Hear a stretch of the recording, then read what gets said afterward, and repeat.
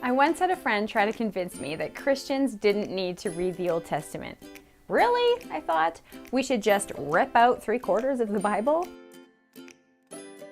Obviously, I thought he was wrong. The Old Testament has a lot to teach us and our kids, and it's sometimes in the tiniest details that we see hints of God's great plan.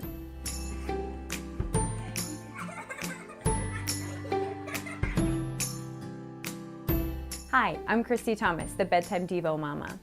The Old Testament can be confusing, right? There's a lot of people and a lot of seemingly random events. Lots of killing, lots of bad kings, and lots of stuff most of us either find boring or irrelevant or disturbing. So is there any reason to read the Old Testament and to share it with our kids? One thing can help you remember why it's still important. Jesus was a Jew. Jesus' scriptures were what we call the Old Testament. He was steeped in the stories and the words of the prophets and the laws, and he referred to a lot of them in his teaching. Without a good understanding of the Old Testament, it's really hard to get a good grasp on the New Testament, which is why we need to teach it to our kids. Now, there's one obscure thing that is rarely mentioned in the actual words of the Old Testament that was absolutely central to Jesus' faith life, and it's something that's helpful for our kids to understand too.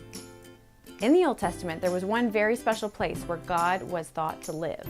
That place was called the Holy of Holies, and only one person once per year was allowed to go into the Holy of Holies and meet with God. One person. Pick me, pick me.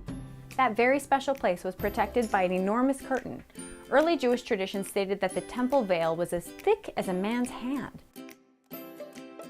That's a thick piece of fabric.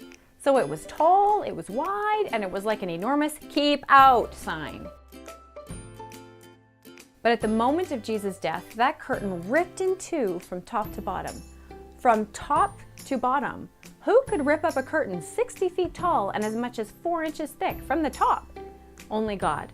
God was showing us something through this strange little sentence we'd only understand if we read the Old Testament, and it is so incredibly meaningful.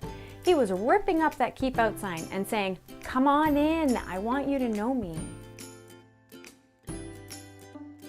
Carl Lafferton has written about this in a super kid-friendly way in his book called The Garden, the Curtain, and the Cross.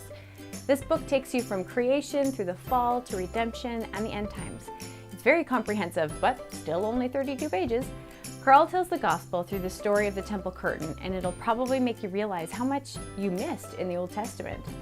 So go buy it, read it, and then spend some time in the Old Testament with your kids. It won't be a waste of time, because if we can learn this much from a curtain, we can learn a lot more from the rest of the Old Testament. I'll pop the book link in the video description so you can find it easily.